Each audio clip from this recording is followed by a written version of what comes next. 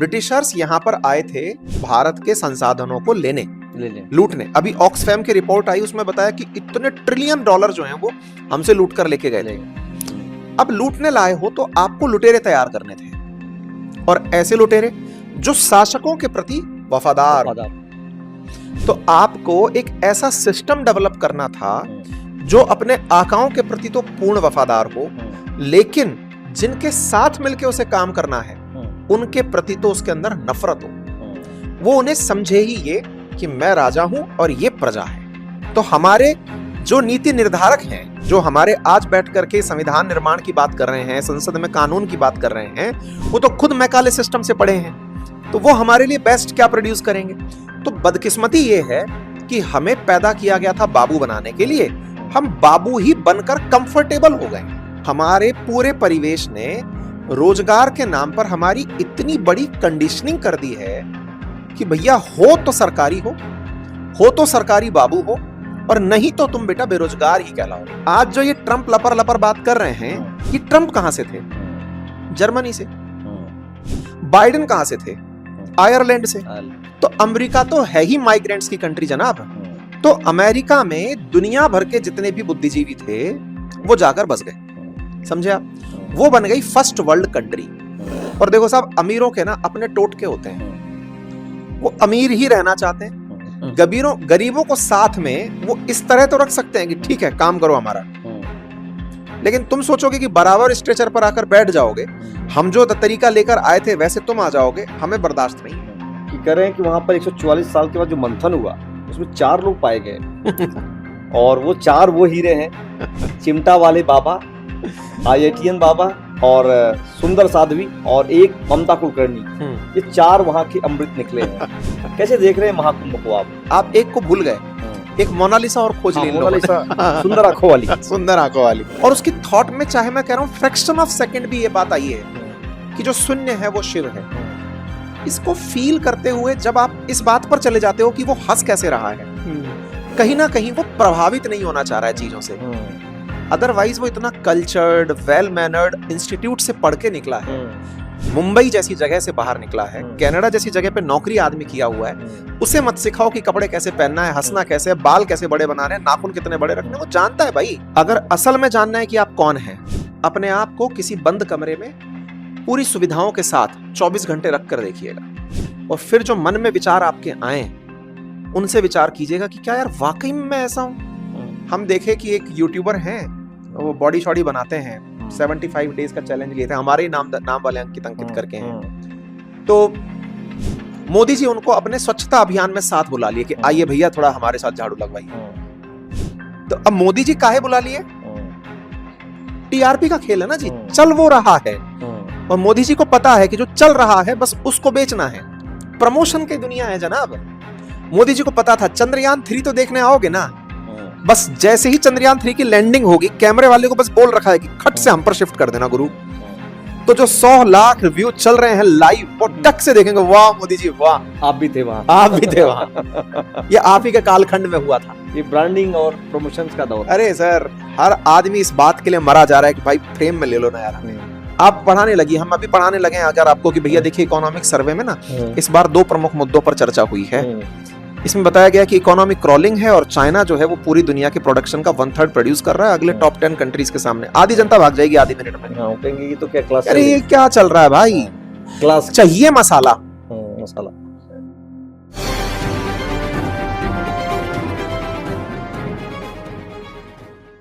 नमस्कार दोस्तों, आज पोल टॉक का पॉडकास्ट है। हमारे साथ एक ऐसे शख्स मौजूद हैं जिनकी चर्चा समय समय पर होती रहती है। यूट्यूब हो, चाहे फेसबुक हो, ट्विटर हो, हर जगह उनकी चर्चा होती है उनके काम की वजह से। और पिछले दिनों वो काफ़ी चर्चा में रहे राजस्थान में, जयपुर में। उनका नाम है अंकित अवस्थी। अंकित अवस्थी से आज हम बातचीत करेंगे, उन पहलुओं को भी समझेंगे जिससे आप जानना चाहते हैं। जो कि मैंने जो पहला इंटरव्यू किया था, बहुत सारे सवाल थे, उन सब बातों की आज इनसे हम पूरी तहकीकात करेंगे, क्या क्या चीज़ें हो रही है। अंकित जी, पोल टॉक के पॉडकास्ट में आपका स्वागत है। बहुत बहुत धन्यवाद संतोष जी। और मेरा नाम अंकित अवस्थी है और चैनल का नाम अंकित इंस्पायर्स इंडिया है। अब एक क्रेडिट सेशन के शुरुआत में मुझे दे दो कि अंकित ने संतोष पांडे को भी इंस्पायर कर दिया है।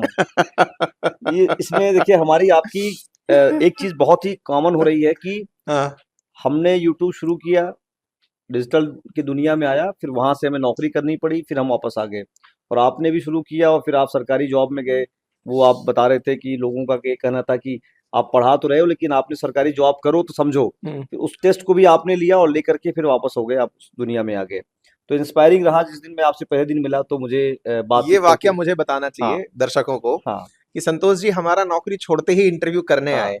इंटरव्यू किए चैनल के लिए, लेकिन अपने बहुत सारे पर्सनल सवाल पूछ गए कि गुरुजी छोड़ने के बाद लग कैसा रहा है। हाँ, मैंने कहा यार बहुत बढ़िया लग रहा है। हाँ। तो आज हम इनसे पूछ रहे हैं, आज इनका पहला दिन है छोड़ने के बाद, लग कैसा रहा है। देखिए, मुझे तो काफ़ी कंफर्ट महसूस हो रहा है कि वो एक वो नहीं है, टैबू नहीं है कि यार यही सवाल आपसे पूछना है और इस दायरे में जाके पूछना है। लिमिटेशंस हट हाँ, जाती हैं। लिमिटेशंस हट जाते हैं और समटाइम्स बंदिशें जो है ना, हाँ, वो आपकी ग्रोथ को कहीं ना कहीं, जो भी उन्मुक्त विचार के लोग हैं, हाँ, जिनके पास क्रिएटिव थॉट है, जिनके हाँ, पास इंटेलेक्चुअल विंग्स हैं, हाँ, उनके लिए बहुत बार ऐसा होता है कि आप हमें बंधनों में मत बांधो। हाँ, क्योंकि अगर किसी भी क्रिएटिव पर्सन को आपने किसी भी बंदिश में, फॉर एन एग्जांपल, हाँ, आपने पेंटर से कहा कि खूबसूरत पेंटिंग बनाओ, बस ये ध्यान रखना कि कलर जो है ना हाँ, बालों का वो ब्लू हो। हाँ, पेंटर कहेगा भाई हमारी क्रिएटिविटी में अपनी चाहत मत डालो, या तो हाँ, हमें क्रिएटिव बोलो मत। हाँ, फिर हमको पेंटर बना दिया, आर्टिस्ट नहीं छोड़ा, है ना। आर्टिस्ट ने छोड़ा। तो कुल मिलाकर के आपके अंदर का जो उबाल था, और मैं आपको पहले ही कह रहा हूँ संतोष जी,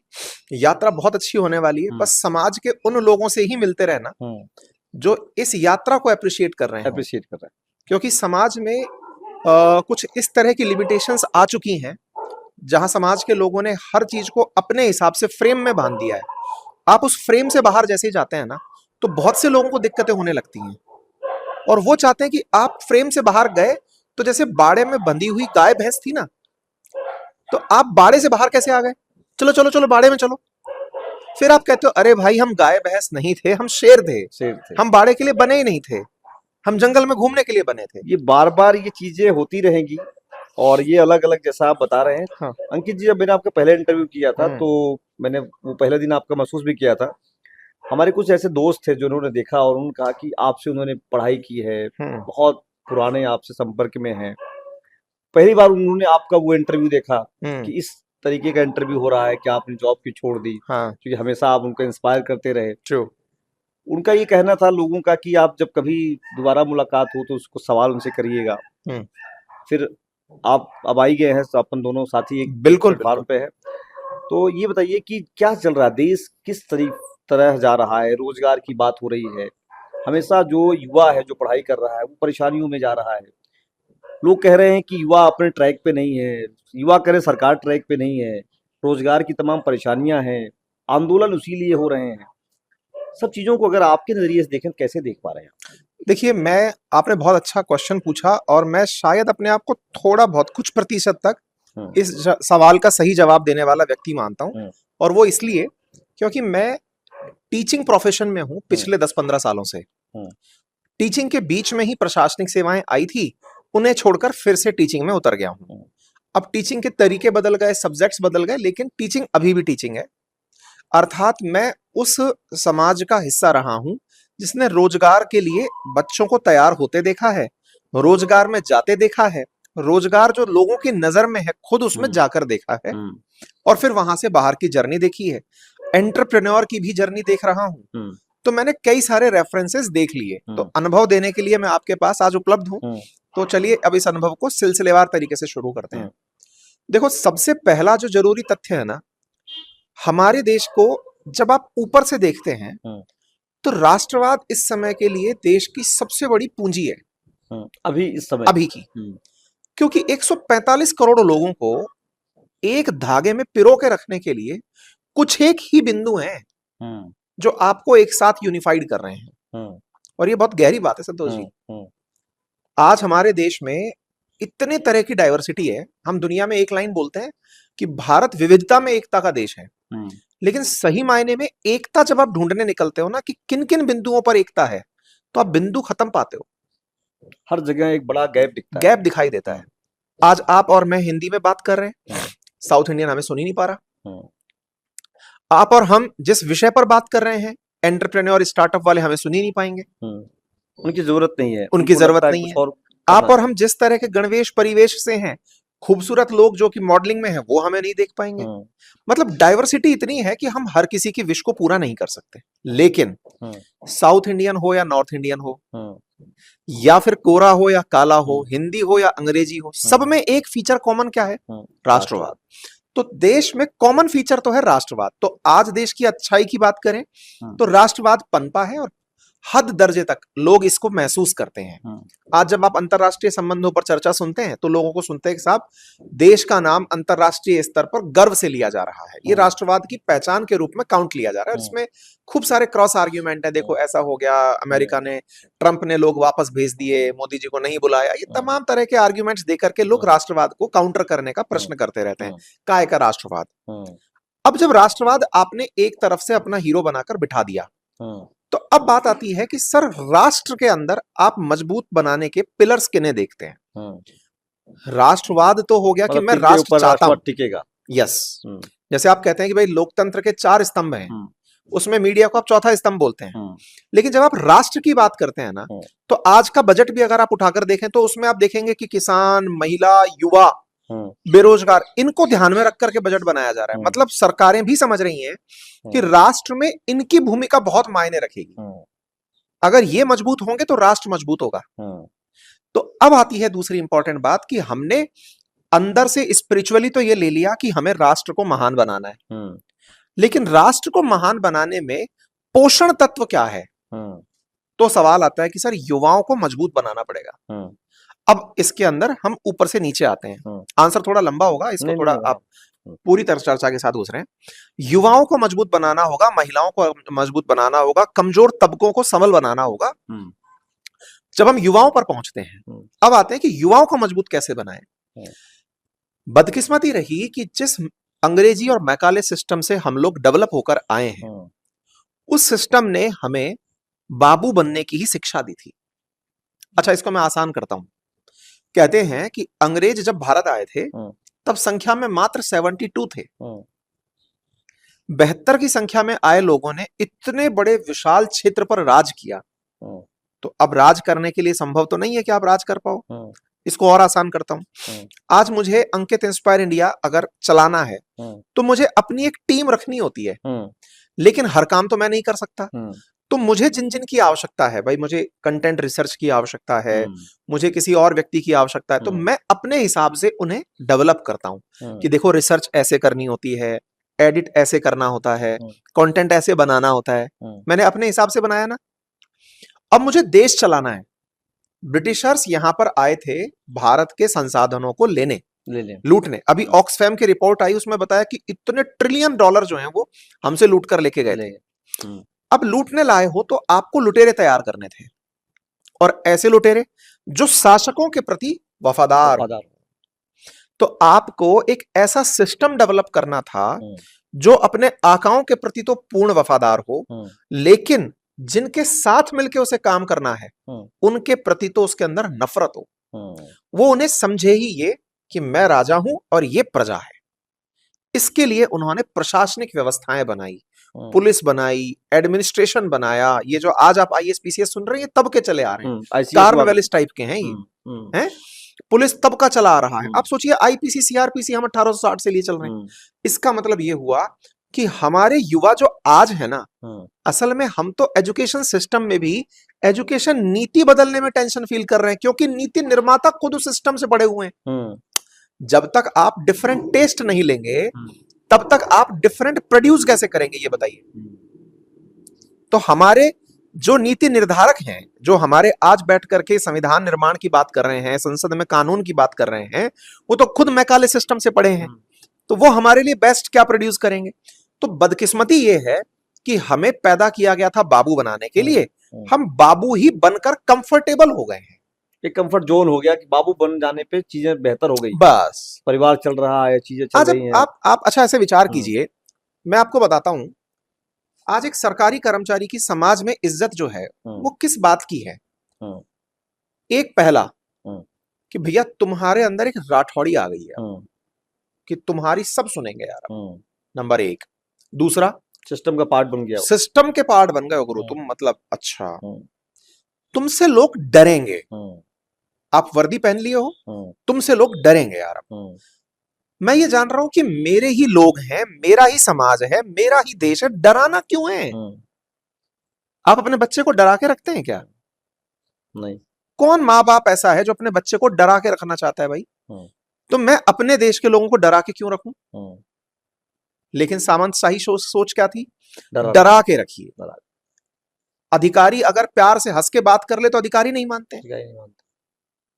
अरे बोले अरे कुछ नहीं है, एटीट्यूड नहीं है, एटीट्यूड नहीं है, अधिकारी वाला एटीट्यूड नहीं है। दरोगा अगर आगे पीछे चार गाली ना बके तो अरे दरोगा नहीं है। सीधे मुंह बात कर ले तो मजेदार नहीं है साहब। तो वो जो ठनक है हमने दिमाग में बिठा ली कि यही होना चाहिए, तब जाके अधिकारी होगा। तो हमारे पूरे परिवेश ने रोजगार के नाम पर हमारी इतनी बड़ी कंडीशनिंग कर दी है कि भैया हो तो सरकारी बाबू हो, और नहीं तो तुम बेटा बेरोजगार ही कहलाओगे। अब जैसे आज आप अपना काम करने निकले, हम अपना काम करने निकले, अगर हम किसी को आज अपना ये परिचय दें कि हम अपना काम करते हैं, तो उसके दिमाग में एक प्रश्न बनेगा, अगर हम बिना अपना पास्ट बताए, अतीत बताए उसको परिचय दें, अच्छा सरकारी बन नहीं पाए होंगे इसलिए ये काम कर रहे हैं। ये स्वीकार करने को ही तैयार नहीं है कि जो आदमी 150 लोगों को रोजगार देकर चल रहा है, वो आदमी इस काबिल भी रहा होगा कि सरकारी में रहा होगा या रह सकता होगा, लेकिन रहा नहीं। तो आप जिस मूल प्रश्न को लेकर चले थे, उसको ऊपर से लेकर नीचे तक मैंने आंसर देने का प्रयास किया कि आज की स्थिति जब रोजगार की आती है, तो हमारे देश में चूंकि रोजगार माना ही सरकारी गया है, बाकी सारी चीजें चलती रहती। तो भाई जब रोजगार आपने सरकारी ही माना है, तो ये आज मैं कैमरे के फ्रंट पर कह सकता हूं, ये संभव ही नहीं है कि सबको रोजगार मिल जाए। पूरी आने वाली नस्लें, आज के कंकरेंट टाइम के लोग सब बेरोजगार ही रहेंगे। पूछिए क्यों? आपने रोजगार सरकारी मान लिया ना जी, समाज ने उसको। जब रोजगार सरकारी मान लिया, सरकार के पास इतने अवसर नहीं होते जनाब। अच्छा आप एक बात बताइए, आप अभी जब यहां आए तो आपके आसपास जितनी भी मिठाई की दुकानें निकली, क्या वो सरकारी थी? सारी प्राइवेट। आपने जिस गाड़ी का उपयोग किया वो सरकारी थी? प्राइवेट। आप जो माइक रॉड चला रहे हैं, ये सब कर रहे हैं, कैमरा फैमरा लगा है, ये सब सरकारी है? प्राइवेट। तो अब जब आपने थॉट ही ये बना ली कि हम तो सरकारी चाहते हैं, तो सरकार इन चीजों को तो विकसित करने से रही। तो बताइए ना फिर कैसे सब काम होगा? तो ये माना जाए कि फिलहाल अभी स्थिति जो है, मैं तो बोलता हूं बदलाव होना चाहिए। बदलाव सामाजिक चाहिए, सामाजिक बदलाव, सोच में बदलाव होगा, तब जाकर के ये थॉट विकसित होगी कि हाँ भैया रोजगार सब तरफ है। अच्छा चलिए मैं आपको एक और कंटेक्स्ट देता हूं। आप गुजरात चलिए हमारे साथ, वहां सरकारी नौकरी का कोई क्रेज ही नहीं है। क्लास 12th से बच्चा अपना काम करना शुरू कर देता है, चाहे वो सिम बेच रहा है, लेकिन खुद का रोजगार चाहता है। क्यों भाई? समाज ने वहां स्वीकार्यता इस बात की दे दी कि काम अपना होना चाहिए, फिर चाहे छोटा हो या बड़ा हो। एक बार माननीय प्रधानमंत्री जी ने कह दिया कि पकौड़े की दुकान भी लगा लो, रोजगार का बड़ा मजाक बना। लेकिन जनाब चक्कर यह है कि प्रधानमंत्री है ठहरे गुजराती आदमी, और गुजरात में सही मायने में मानो तो भाई साहब, अगर आप क्या कहते हैं ना उसको, अपने ढोकले भी बेच रहे हो तो भाई साहब व्यापारी हो, रोजगार में हो। वो उस फ्लो में बोल गए, फिर वो भूल गए कि नहीं नहीं नहीं नहीं नहीं, मैकाले शिक्षा पद्धति में सरकारी बाबू होना रोजगार है। रोजगार जिसको लेकर विपक्ष हमेशा मैदान में भी रहता है, खड़ा होता है कि ये अभी जैसे गिने जा रहे हैं भाई, इतनी परीक्षाएं हुई, पेपर आया, नौकरियां नहीं मिली। आप जैसे राजस्थान में अपन बैठे हैं तो यहाँ चर्चा होती रहती है। अब आपको ले चलता हूँ विदेश की तरफ ले चलता हूँ। आप अभी कह रहे थे कि अमेरिका में जब ट्रंप ने शपथ ली तो मोदी नहीं दिखे वहां, उसकी बड़ी तमाम तरह की बातें हुई। दूसरा, एक आज विमान आया है अमृतसर में, जहां पर अप्रवासी जो वहां पे हैं उनको छोड़ा जा रहा है, 205 के आसपास संख्या है। कह रहे हैं कि उनके पास कोई काउंट ही नहीं है कि कितने लोग रह रहे हैं वहां। हमारा देश कह रहा है कि हमारे जो हिंदू हैं, वो चाहे बांग्लादेश में है, चाहे वो म्यांमार में है, चाहे पाकिस्तान में है, उन्हें हम एक्सेप्ट कर रहे हैं, वहां से उन्हें हटाया जा रहा है। क्या इसको कैसे देख रहे हैं चीजों को? क्या ये एक अलग तरीके की कोई राजनीति, कोई पॉलिटिक्स शुरू हो रही है, कुछ और मैसेजिंग है इसकी? देखिए इसको ना फिर से मैं आपको एक अलग कंटेक्स्ट में बताता हूँ। हाँ। इस कंटेक्स्ट को मैं इस तरह से पेश करना चाह रहा हूँ कि जो दुनिया बात कर रही है उससे थोड़ा इतर दृष्टिकोण से आप चीजों को समझें। हाँ।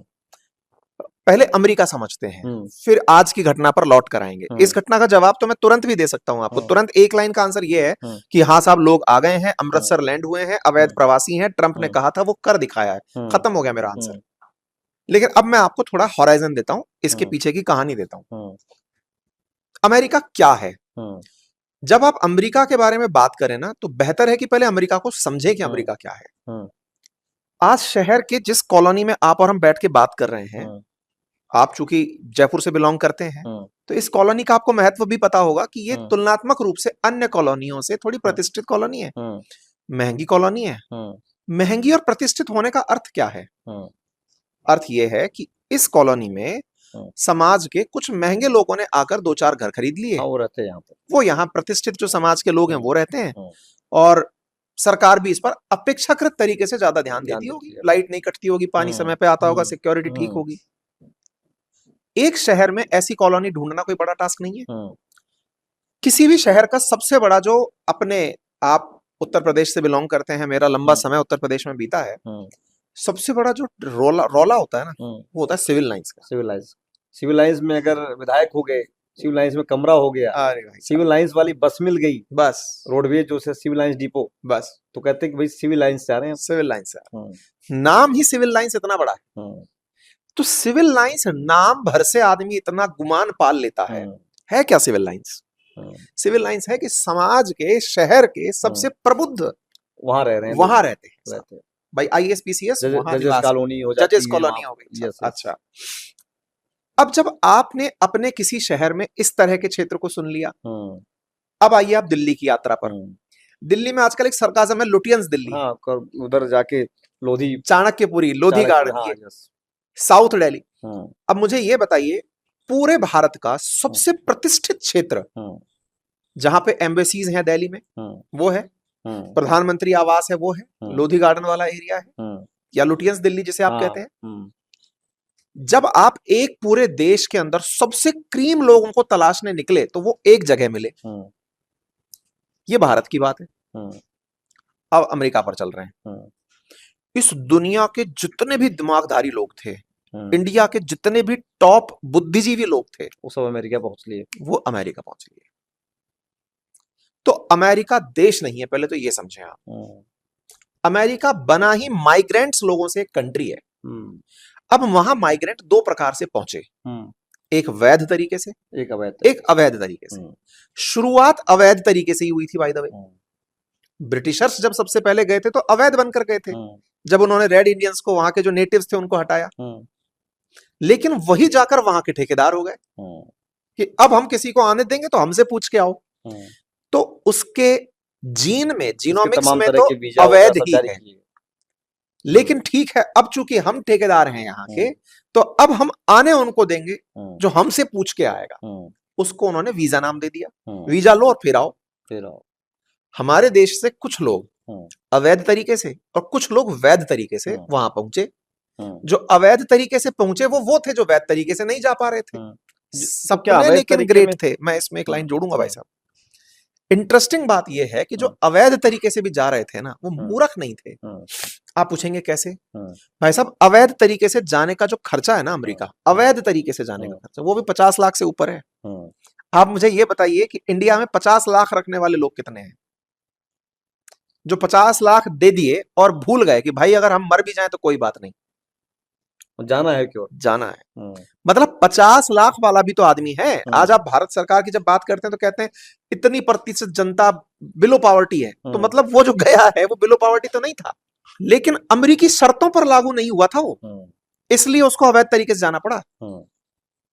तो सोचो अमेरिकी शर्तें कितनी भारी होंगी वैध तरीके से जाने की, क्योंकि वो वैध तरीके में बुलाता ही उनको है जो बहुत बुद्धिजीवी है। अभी भी जब ट्रंप आए तो उन्होंने कहा कि हम H1B वीजा बंद नहीं कर रहे हैं, क्योंकि हमें टैलेंटेड आदमी चाहिए। और टैलेंटेड हमारे देश में भाई साहब 145 करोड़ में से जितने भी टैलेंटेड IIT से पढ़कर निकल रहे हैं, IIM से पढ़कर निकल रहे हैं, वो रोजगार के लिए झांक पश्चिम में ही रहे। आज आप गौरवान्वित होते हैं सत्या नडेला, सुंदर पिचाई, इन सबको लेकर के। ये हैं कहां से? सब भारत से। भारत से निकले, वहां नौकरी करने गए, लेकिन गए थे तो वैध तरीके से गए थे, उनको वहां की नागरिकता दे दी गई। और मैं एक जानकारी देता हूं, वो वहां के हिसाब से फिट बैठे। सुनिए साहब, आज जो ये ट्रंप लपर लपर बात कर रहे हैं, ये ट्रंप कहां से थे? जर्मनी से। बाइडेन कहां से थे? आयरलैंड से। तो अमेरिका तो है ही माइग्रेंट्स की कंट्री जनाब। तो अमेरिका में दुनिया भर के जितने भी बुद्धिजीवी थे वो जाकर बस गए, समझे आप। वो बन गई फर्स्ट वर्ल्ड कंट्री। और देखो साहब, अमीरों के ना अपने टोटके होते हैं, वो अमीर ही रहना चाहते हैं। गरीबों को साथ में वो इस तरह तो रख सकते हैं कि ठीक है काम करो हमारा, लेकिन तुम सोचोगे कि बराबर स्ट्रेचर पर आकर बैठ जाओगे, हम जो तरीका लेकर आए थे वैसे तुम आ जाओगे, हमें बर्दाश्त नहीं है। उसके लिए दूसरे कुछ नियम नियम ले आते हैं। तो जो अब हो रहा है अमेरिका में कि अवैध प्रवासियों को रोक दो, क्यों भैया, तुम जब शुरुआत में गए थे तो वैध तरीके से गए थे क्या?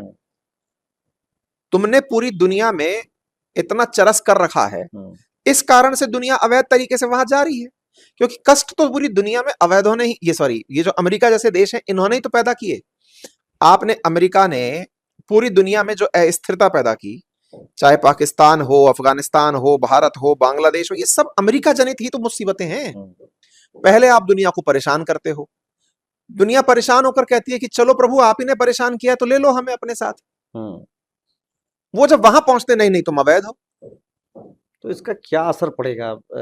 अवैध अब जो भारत में जाने वालों की संख्या ज्यादा हो रही थी, जाना चाहते होंगे लोग, क्या लगता है आपको इसका असर पड़ेगा कुछ यहाँ की डिप्लोमेसी पे? चुनावी प्रोपेगेंडा है ये। असंभव है कि जितने वहां अवैध पहुंचे हैं उन सबको यहाँ टिका दिया जाए। इसके पहले बाइडेन ने भी कुछ लोगों को भेजा, प्रयास किया। देखिए सर, क्या है, ये ऐसे है कि आप अगर कह रहे हैं कि हमने अवैध लोगों को भेजना शुरू कर दिया है, 4 साल बहुत कम टाइम है। अमेरिका के अंदर मैक्सिको, भारत, फिलीपींस, यहां से गए हुए लोग करोड़ों में हैं। अगर एक डिपार्टमेंट इस काम के लिए भी बना दिया जाए कि अवैध को डिपोर्ट करना है, कई वर्षों लग जाएंगे, कई वर्षों लग जाएंगे। और फिर बाइडेन, लेकिन इसका सिंबोलिज्म बड़ा है। सिंबोलिज्म बड़ा क्या है? मैसेज बड़ा है। आज हम सभी भारतीय उन 200 भारतीयों से अपने आप को कहीं ना कहीं दबा हुआ महसूस कर रहे हैं कि यार तुम्हें वहां से भेज दिया, अब हम तुम्हारे साथ भी खड़े नहीं हो पा रहे हैं क्योंकि तुम अपना पासपोर्ट मिटा कर गए थे, तुम साथ लेकर नहीं गए थे, पहचान मिटा के जाना होता है अवैध को वहां पे, फिर भी खोज भाल के तुमको वापस भेज दिया।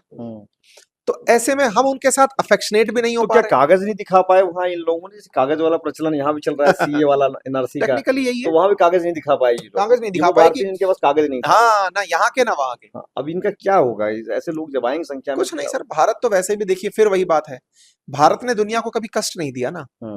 अपने लोगों को तो हम स्वीकार करते ही हैं, हम तो औरों को भी स्वीकार कर ही रहे हैं, तो इनको भी करेंगे, अपने ही तो लोग हैं। मुसीबत क्या है कि हम अपनों को वो अवसर नहीं दे पाए जो अवसर की तलाश में वो अमेरिका गए। आवश्यकता हमें अपने अवसर विकसित करने की है कि हम ऐसे अवसर विकसित करें कि हमारे अपने लोग वहां ना जाए, मेड इन इंडिया की तरफ काम किया जाए, मेक इन इंडिया पर काम हो। हमारा जो टैलेंट है ना, उसको यहाँ पर रोकने का आकर्षक उपाय प्रस्तुत किया जाए। तो पहले सवाल से जोड़ते हैं कि समाज को थोड़ा सा बदलना होगा। देखिए, समाज बदल जाएगा अगर ऊपर से ये निर्णय लिया जाए। जैसे आप सोचें, मेक इन इंडिया एक बहुत अच्छा विजन था। अभी राहुल गांधी जी ने भी संसद में मोदी जी की इस बात पर तारीफ की कि साहब मेक इन इंडिया बढ़िया था, बस इंप्लीमेंट ढंग से नहीं हो पाया। ये वही वाली बात है, नोटबंदी कैसी थी, बोले आइडिया अच्छा था, इंप्लीमेंटेशन फेल मार। यहाँ पर इसलिए फेल होता क्योंकि वो प्रोसेस जो आप बता रहे थे बना हुआ है। हाँ अंकित जी, अब इसके बाद हम लोग एक चर्चा कर लेते हैं। महाकुंभ में कहा जा रहा था कि 40 करोड़ लोग स्नान कर चुके हैं, कोई कह रहा है 100 करोड़ लोग व्यवस्था है, दुनिया भर के लोग आए। लेकिन अभी मैं कहीं देख रहा था, बड़ी हंसी मजाक की चीजें हैं, आपसे करता हूँ शेयर, कि कह रहे हैं कि वहां पर 144 साल के बाद जो मंथन हुआ उसमें 4 लोग पाए गए और वो 4 वो हीरे हैं, चिमटा वाले बाबा, IITN बाबा और सुंदर साध्वी, और एक नाम बता रहे हैं ये लोग की ममता कुलकर्णी। ये 4 वहां के अमृत निकले हैं।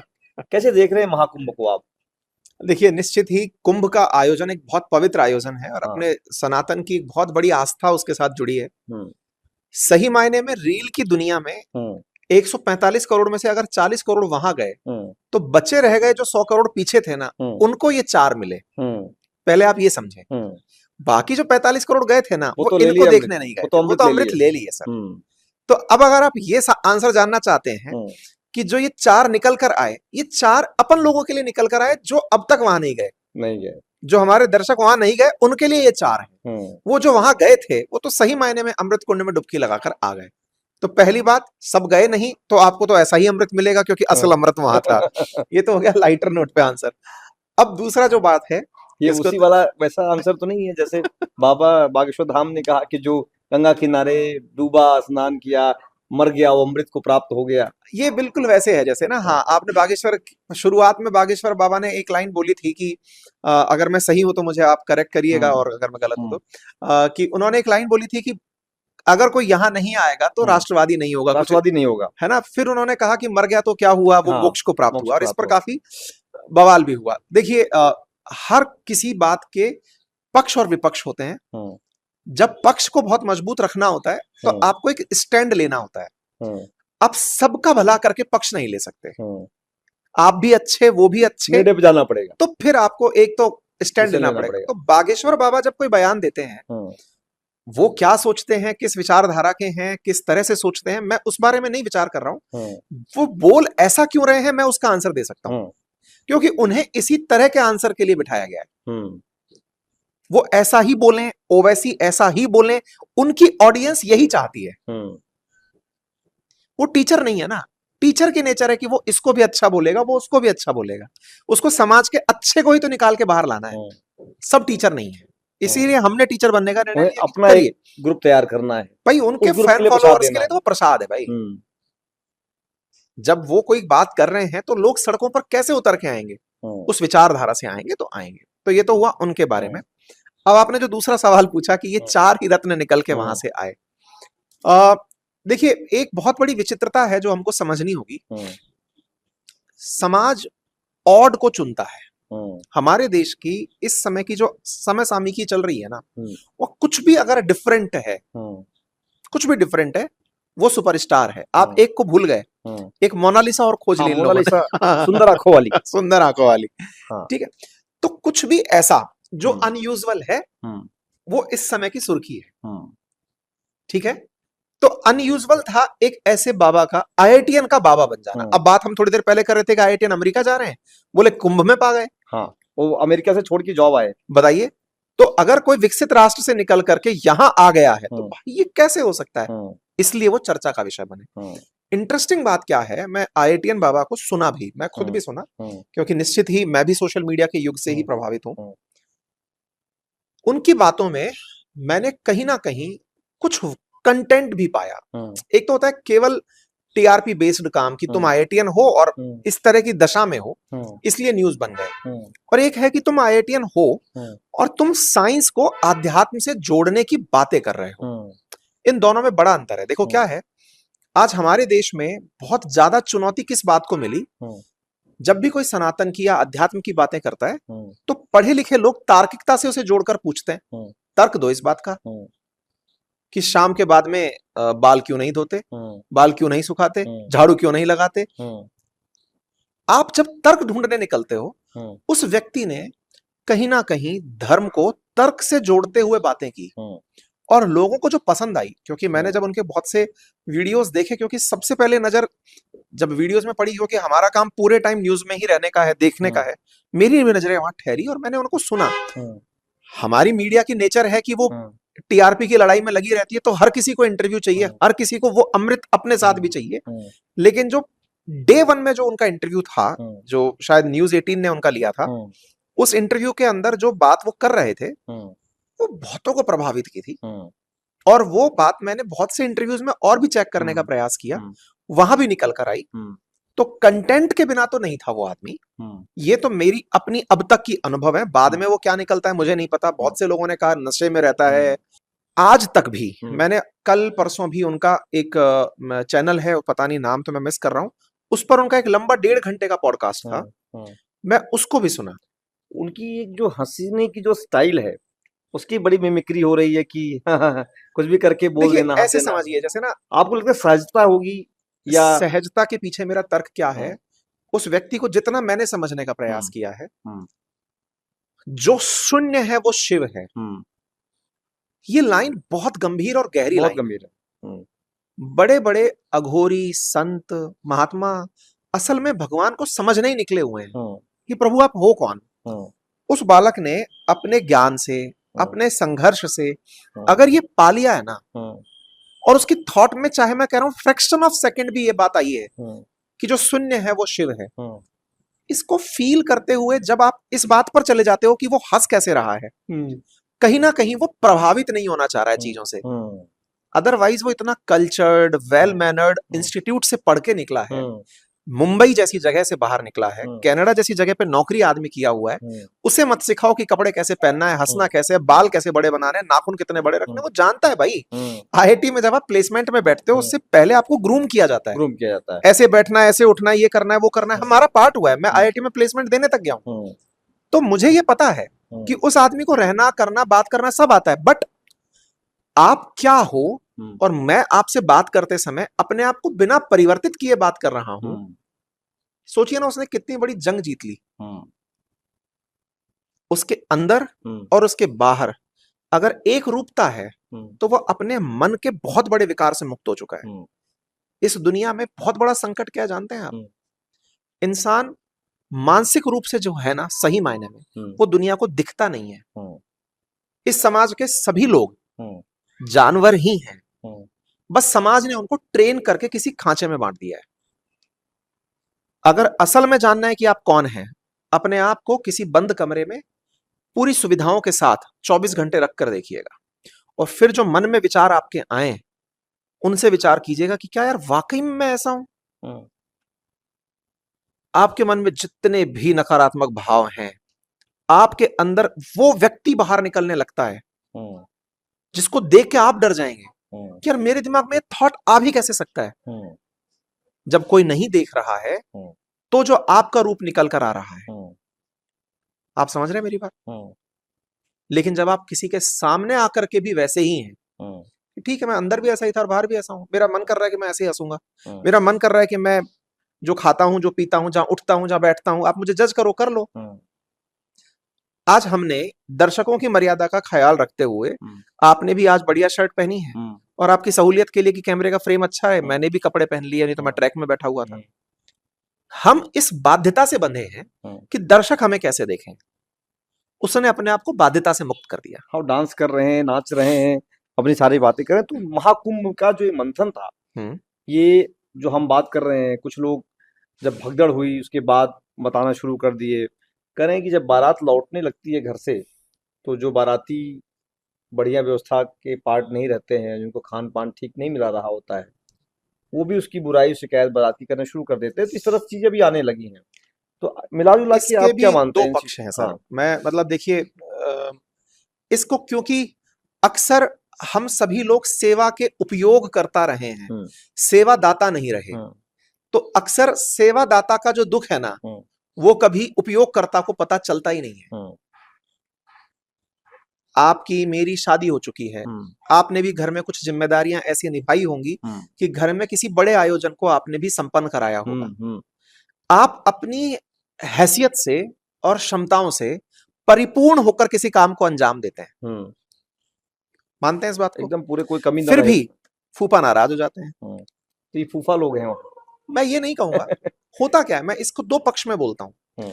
आप सेवा के उपयोग करता है या सेवा प्रदाता है? क्योंकि जब वो फूफा खुद सर्विस देने उतरेंगे, तब बेचारे वो भी पूर्ण क्षमता लगाएंगे और अपेक्षा रखेंगे कि सब तारीफ करके जाएं कि वाह शर्मा जी क्या खाना बनाया, क्या व्यवस्थाएं थी। वो 1% भी अपेक्षा नहीं करेंगे कि इसमें खाना कम पड़ जाए, बीच में भगदड़ मच जाए, वो बिल्कुल अपेक्षा नहीं रखेंगे। तो प्रशासन ने इस कार्य को अंजाम दिया जिस तरह से योगी आदित्यनाथ जी ने, और उनकी इस बात की बहुत बड़ी प्रशंसा होनी चाहिए, जिस राज्य की आबादी 23 करोड़ के लगभग हो, अगर मैं सही हूं, सही, और वहां पर 40 करोड़ लोगों को 1.5 महीने में बुलाकर स्नान करवा दिया, कि बहुत बड़ी बात है। और इसमें बहुत सारी सादुर्भाव है उनका कि उन्होंने इतना बड़ा मेगा इवेंट करवाया। अब जब आप इवेंट करवाते हैं तो इवेंट के साथ में जो दुर्घटनाएं घटी, आप उन्हें अवॉइड नहीं कर सकते। ये आप खुद वहां होते, अगर आप उन नंबर्स में शामिल होते, मृतकों की संख्या में आप शामिल होते, तो भाई साहब आप तारीफ करते हुए नहीं पाए जाते। आप कहते कि मेरा दर्द आप क्या जानो, और ये सत्य भी है। तो फिर यहां से अनुभव मिलता है, और अनुभव एग्जीक्यूट हुआ।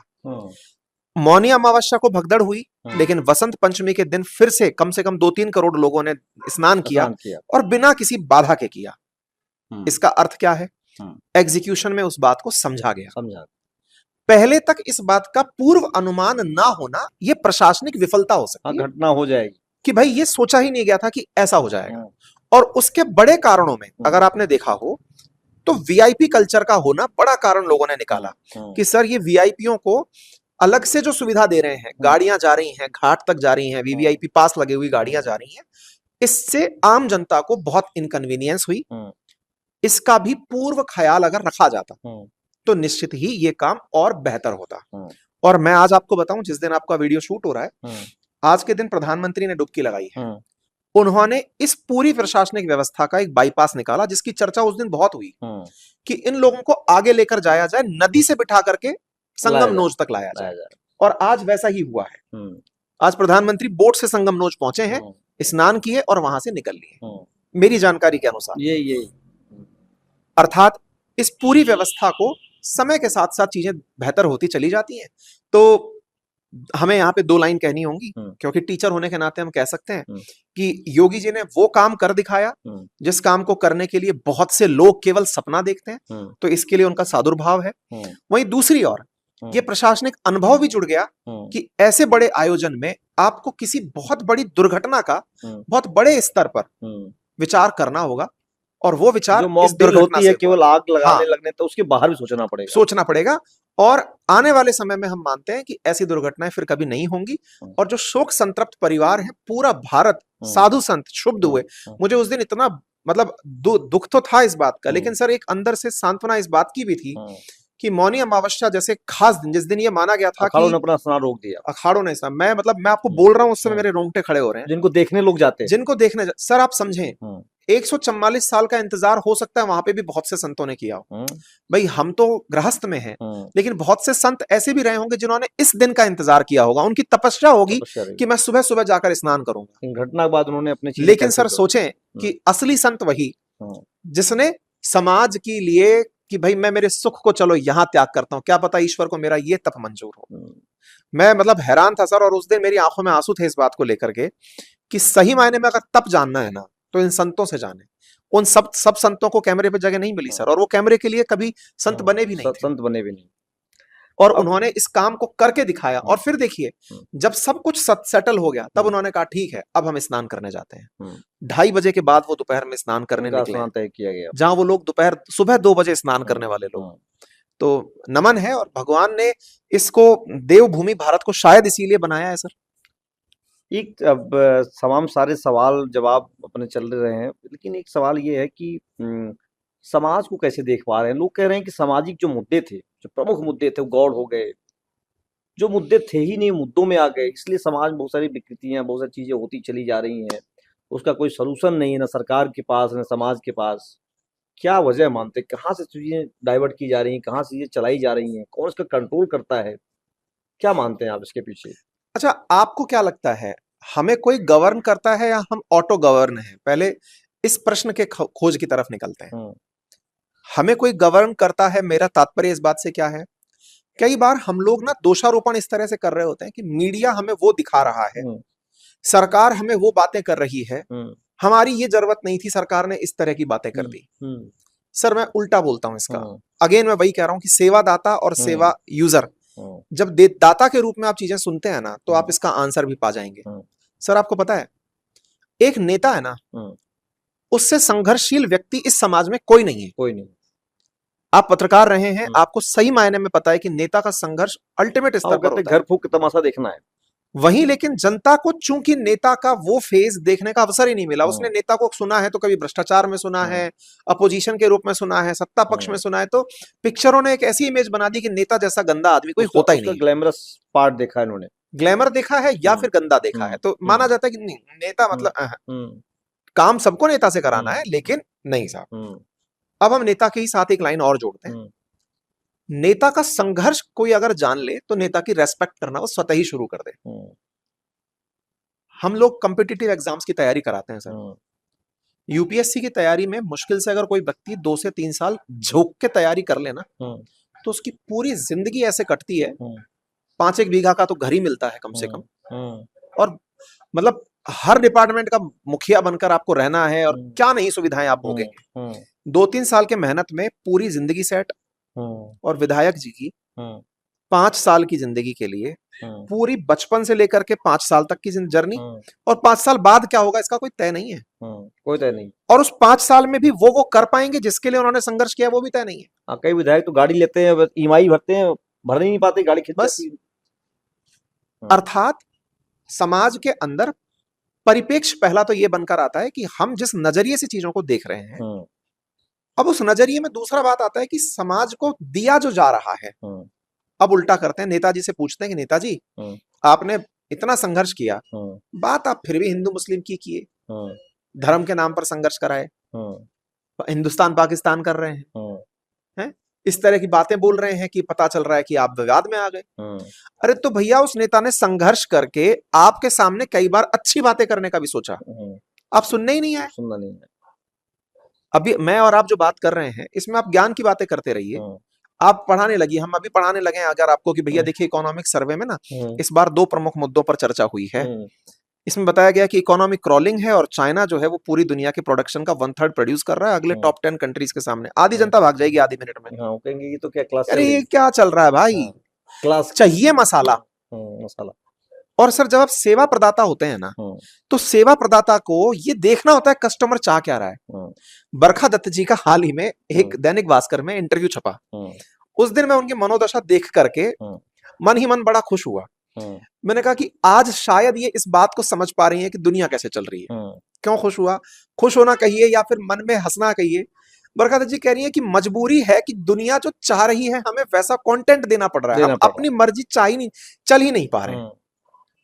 दुनिया को पसंद आ रहा है कि हम ओपिनियटेड हो जाएं, हम अच्छा काम नहीं कर पा रहे। क्यों भाई, किसी ने रोका है क्या? क्योंकि ये मैं जोड़ना चाहूंगा, कई फिल्में ऐसी आई देश में जिसमें बरखा दत्त को रखा गया कि इन्होंने उस समय ऐसा किया। गोधरा वाले में बरखा दत्त को दिखाया गया, कारगिल में दिखाया गया, तब उनको लगता ही नहीं जो चाह रहे थे वो दिखाया मैंने। मुझे लगता है हो सकता है कि कहीं उसको ऐसा ना हो कि उसको बैकअप कर रही हो कि मैंने कुछ गलत नहीं किया था। देखिए इस बात पर बहस होती रहेगी। अगेन आज जो अपन काम कर रहे हैं इस पर भी 2 लोग क्रिटिसाइज करने भी आएंगे कि आप किसी एक पार्टी से हो सकते हैं, आप किसी एक को प्रमोट कर सकते हैं। पक्ष होना विपक्ष होना ये लोग डेमोक्रेसी का पार्ट है, होना चाहिए कि आपकी मेरी बात पर भी क्रिटिसिज्म होना चाहिए। पर पॉइंट ये भी है कि जनता आजकल ड्राइव कर रही है कि उसे क्या सुनना है, उसे क्या सुनना है, वो तय कर रहा है, ट्रेंड सेट कर रहा है सर। आईआईटी बाबा के पीछे ऑडियंस का पागल होना उसने मजबूर कर दिया। स्टूडियो में बैठे हुए एडिटर्स चिल्ला रहे थे कि अरे तुमको नहीं दिखा क्या वो। लल्लन टॉप ने जाकर के झूसी वाली वो घटना कवर की कि ये दो यहाँ पे दुर्घटनाएं हुई। मजबूरी में भाई और मीडिया हाउसेस भी पहुंचे होंगे ना कि यार तुम लोग सब वहां पे इतना बजट बिठाकर गए हो, इतना कंपनी का पैसा लगा दिए, तुम्हें काहे को खबर नहीं मिली? नेतागिरी में रह गए क्या वहां जाके? डांट पड़ती है कि नहीं भाई? कर क्या रहे थे भाई? तुम तक ये खबर क्यों नहीं पहुंची? तो इसका मतलब क्या है ना सर, जनता चाह क्या रही है वो करना पड़ेगा, वो करना पड़ रहा है। तो अब आप ये कहें कि मुद्दे कहीं भटक गए, अरे भाई जनता तय कर रही है कि उसको ये मुद्दा चाहिए। आप आज मना कर दीजिए कि सर हमको हिंदू मुस्लिम नहीं सुनना, नहीं कर पाएंगे, खत्म बात। जो डिबेट हो रहे हैं बंद हो जाएंगे ना सर। रवीश कुमार जी सड़क पर निकलकर लोगों से कह रहे हैं मेरा चैनल सब्सक्राइब करो, मुझे सुन लो भाई, मैंने चैनल छोड़ दिया है, मुझे सुन लो भाई, मैंने चैनल छोड़ दिया है। वो गली गली में जाकर के अपने लोगों से सब्सक्राइब करवा रहे हैं कि प्लीज सब्सक्राइब मी। आप देखते हैं कि नहीं देखते हैं? पूरा वीडियो देखा करिए, पूरा वीडियो। आजकल रील के समय में आप मेरा पूरा वीडियो नहीं सुन रहे हैं। हम समझ पा रहे हैं कि उनकी मनोदशा क्या है। तो ट्रेंड सेटर न्यूज वाले नहीं है, अब जनता ट्रेंड सेटर है। जनता तय कर रही है सर किसको चाहिए क्या। और जनता, अच्छा आपको एक पल के लिए ये लग सकता है कि क्या फिर जनता बेवकूफ है? नहीं, जनता जब तक मुद्दे में दम है तब तक सुन रही है। तो क्या जनता ने मुद्दों को भी एक तरह से प्रोडक्ट बना रखा है क्या? मतलब उसका जैसे वो खुद तय कर रही है कि हमारे ये समस्या हल हुई, दूसरी समस्या अब चले गए, इसको तय करना है, उसको तय करना है। क्योंकि मुझे पिछले दिनों कोई बड़े नेता मिली, मैंने उनसे पूछा विधानसभा में क्या इस बार रहेगा, बोले कुछ समझ नहीं आ रहा मेरे। मैंने कहा आप तो प्रतिपक्ष में, बहुत सारे आरोप होने चाहिए, बहुत सारे मुद्दे हैं। बोले समझ में नहीं आ रहा मुद्दे हैं क्या है। और वो मुद्दे हैं उनके लिए, वो कह रहे हैं मुद्दे तो थे पहले, लेकिन वो लगता नहीं मुद्दे होंगे, लोग सुनेंगे उसको, समझेंगे लोग। आप विधानसभा प्रतिपक्ष की बात कर रहे हैं, मैं आपको लोकसभा प्रतिपक्ष तक ले चलता हूँ। हम्म राहुल गांधी जी इस बार के लोकसभा भाषण में हम्म जिन मुद्दों पर चर्चा किए वो पूरी तरह सोशल मीडिया से इंस्पायर्ड थे। मोदी जी चुटकी लिए उस बात के ऊपर कि अगर आप फॉरेन अफेयर्स पर नहीं बोलेंगे तो लोग आपको सीरियसली नहीं लेंगे। लेकिन जो राहुल गांधी जी ने बयान दिए वो थे जो हम अपने चैनल्स पे बात कर रहे थे कि भाई मोदी जी को इनवाइट नहीं किया, हमारा वो वीडियो वायरल हो गया, वायरल हुआ तो 10 जगह वो चैनलों पर चला, चैनलों पे चला तो उन तक भी पहुंचा कि सर ये मुद्दा है, आप चर्चा करिए इस बात की। तो हो ये रहा है ना सर कि दुनिया के मुद्दे राजनीतिक दल। अच्छा चलिए एक बात बताइए, हम देखे कि एक यूट्यूबर हैं वो बॉडी शॉडी बनाते हैं, 75 डेज का चैलेंज लिए थे, हमारे ही नाम वाले अंकित करके हैं। तो मोदी जी उनको अपने स्वच्छता अभियान में साथ बुला लिए कि आइए भैया थोड़ा हमारे साथ झाड़ू लगवाइए। तो अब मोदी जी काहे बुला लिए? टीआरपी का खेल है ना जी, चल वो रहा है और मोदी जी को पता है कि जो चल रहा है बस उसको बेचना है, झाड़ू को दिखाना है उसके साथ कि देखिए अब आप मुझको नहीं देखना चाहते तो इसको तो देखेंगे, कम से कम इसके सहारे देखिए, इसके सहारे देख लो यार। प्रमोशन की दुनिया है जनाब। मोदी जी को पता था चंद्रयान 3 तो देखने आओगे ना, बस जैसे ही चंद्रयान 3 की लैंडिंग होगी कैमरे वाले को बस बोल रखा है कि खट से हम पर शिफ्ट कर देना गुरु। तो जो 100 लाख व्यू चल रहे हैं लाइव वो टक से देखेंगे, वाह मोदी जी वाह, आप भी थे वहां, आप भी थे वहां। ये आप ही के कालखंड में हुआ था। ये ब्रांडिंग और प्रमोशंस का दौर। अरे सर हर आदमी इस बात के लिए मरा जा रहा है कि भाई फ्रेम में ले लो ना यार, हमें पैसा मिल रहा है ना, थोड़े दिन बाद जब आप बड़े हो जाएंगे तो आपको इस गमले का पैसा मिलने लगेगा। गुरुजी ये गमला हमारी कंपनी का लगा दीजिएगा, बस यहाँ ब्रांड लगा दीजिएगा, समझे? तो ये तो ब्रांडिंग है सर। और जनता जिस तरह के मुद्दे लेकर आ रही है, जनता भी समझदार है सर, वो आजकल तुरंत पकड़ती है कि मोदी जी किसको इंटरव्यू दे रहे हैं आप।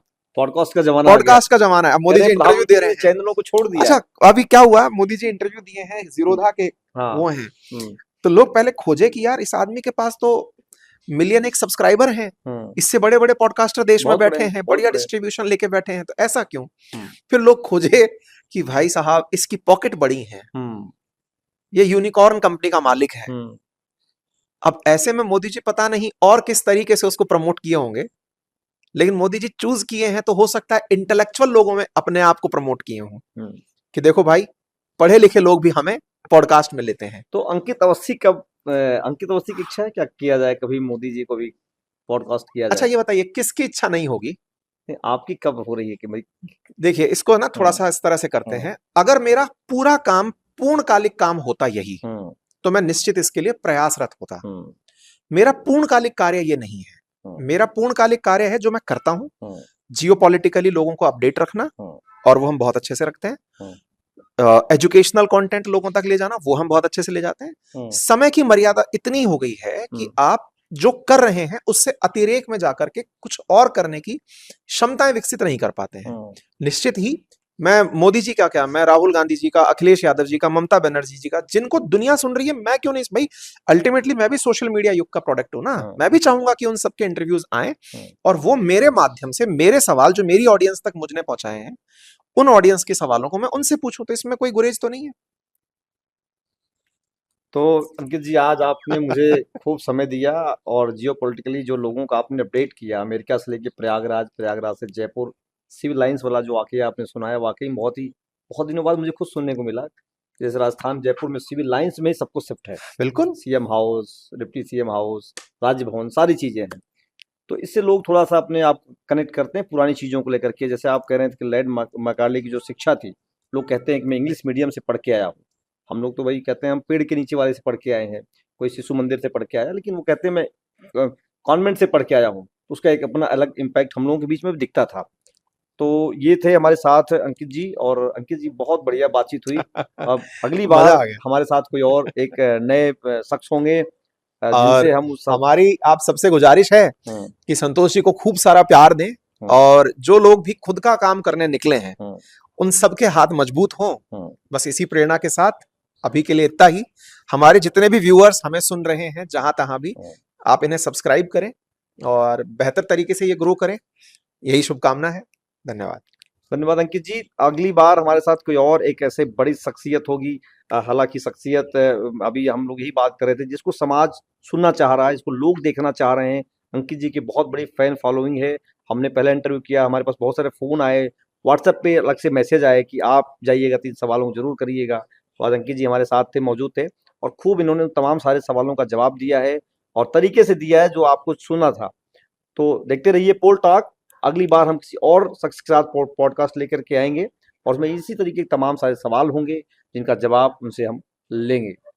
धन्यवाद। जय हिंद, जय जय भारत। भारत।